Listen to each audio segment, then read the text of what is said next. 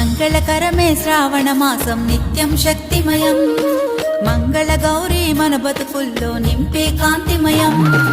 పంట భూములు ఆకుపచ్చగా మారే శుభతరుణం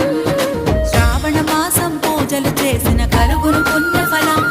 శ్రీ మహాలక్ష్మికి వ్రతమే చేయగ పరవశించు ప్రతి శ్రీ హృదయం శ్రీ మహావిష్ణువు దీవెనలీయగ సిరులు నిండె ప్రతి గృహాలయం శ్రావణ మాసం